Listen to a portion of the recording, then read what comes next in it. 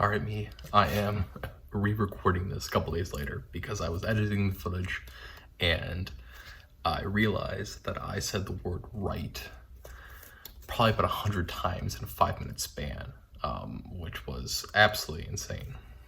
So that's that. Anyways, a couple days ago I finished reading the third of the Woody Allen of the 1970s-ish trilogy, which is Side Effects. This one was by far the least pleasurable to read, and I think it comes down to the fact that, like, absurdism as a genre is really interesting and can be fascinating in a lot of ways. However, it reaches kind of a tipping point in which you move from absurdism being a form of a genre, making a commentary on something, to it just kind of being there, right? And I think this, right, the end of Without Feathers started to reach that tipping point, and then this, I think, really kind of went over the edge on that, right? Because it is so much like Mad Lib's style. It's very reminiscent of, like, going to an improv comedy show and it's a group performing and they're all trying to break out, but they don't allow things to just exist. Everything has to have a quip to it, right? Every single sentence, every single thing has to be witty in some way, right? We never get to the point of where things are just allowed to exist and then we make the jokes on that, right? It's very reminiscent of some of the comments that I had on the third and fourth books of The Hitchhiker's Guide to the Galaxy, because that followed along the same path in which, right, the trajectory and the expectations of what we're gonna see or what we're gonna read from these authors kind of devolves, and so it reaches a tipping point in which, right, because that is what we expect of the author, then that is what the author feels more or less confined to do, and then tries to implement it in every single thing. It's just like, it goes from being a funny thing to then just being an annoyance. So yeah, right. I assume partially also the reason why I didn't necessarily like this is because I was pretty tired while reading it, and then while filming the thing afterwards. But also, I think this collection really reaches the very big tipping point in which the issues that I pointed out with some of the other pieces really kind of comes full circle here, with the misogyny and the viewing women as pretty much only sexual objects, right? And it's just not enjoyable to read because of that. There's a lot of struggle just getting through some of these stories because so much of it is based around needing or wanting these sexual experiences, and also only viewing women as sexual objects to things to have sex with, not actual people. And then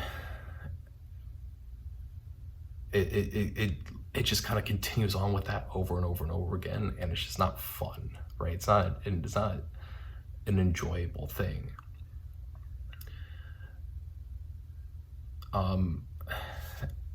There's two main stories that kind of come to mind, right? One of them is kind of in the middle of Side Effects, which is The Lunatic's Tale, which is the story of a man who is married to this absolutely fantastic person, but isn't this super attractive person, right? She's not described as homely by any means, right? But she is just simply not the most attractive person in the world. And so he goes and has this affair with this woman who has no intelligence, but is incredibly attractive, right? And he then eventually discovers this thing where he can switch their minds, and so he eventually gets this woman that is not only this incredibly smart and intelligent person, but is also this incredibly attractive person. And immediately from there, we get like 2 lines later, and the character is already immediately like, I no longer am attracted to her. I'm going and having another affair. And it's this sort of kind of commentary on things, right? Of where so much of what Woody Allen's writing in here is so much based around wanting affairs and wanting sex that it's just not an enjoyable thing to read. It's like reading really poor or kind of like second-rate fan fiction for the most part. It's just not interesting in the slightest. There's another one here. Yes, the Kugelmass episode. Me cut out that huge blank spot that was there. The Kugelmass episode, which is once again about this whole affair thing, right? Of where our main character is married and to this very smart and attractive person, but refuses and gets this idea that having an affair is the only way to live, has this affair with a fictional character through a series of events. And then as soon as the has to be committed in some way to sharing some sort of extended time with this fictional character that isn't about sex, everything goes awry and everything is terrible and everything sucks, right? And it's then all about trying to then solve the issue and get the fictional character back in her own world, which, like, once again, is just all about viewing women as sexual objects and just not caring about anything else, and writing women in a way that the only thing that matters to them is also sex. And then there's the final one, which is Retribution, which is like, it's a series of issues, right? It falls in line once again with this whole thing of sexual objectification and things like that.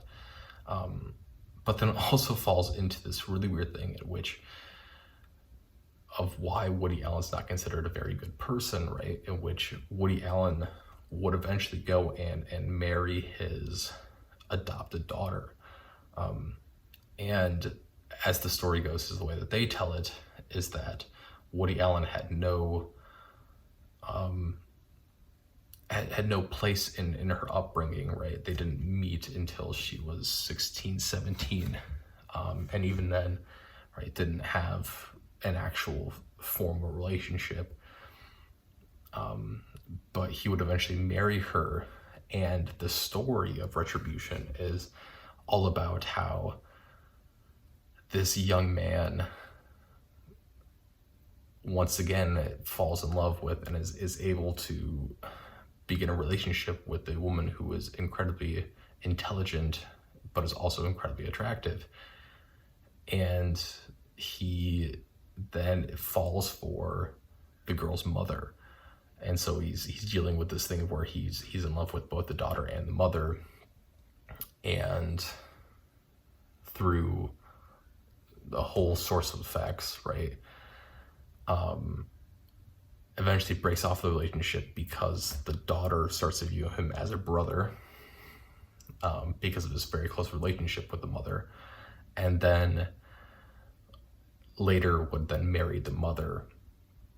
And once he marries the mother, then all of a sudden the girl, the daughter, is willing to have sex with him again, because now he's no longer his brother. He is her father, right? Which once again falls into this very Freudian thing that Woody Allen loves to use, but also is eerily similar and draws a lot of parallels to this other issue that Woody Allen would eventually have in his real life.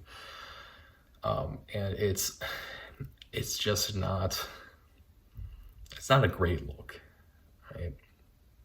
But yeah, you know, overall, this is, I think, by far the least worthy collection of the kind of trilogy of the 70s by Woody Allen.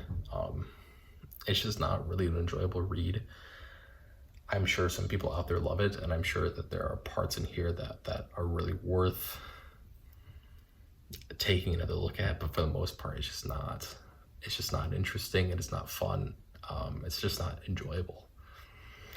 So I wish I had more positive things to say, because, you know, I think despite outside things, right, literature deserves to be celebrated a lot. But this is just not, it's just not good. That's that.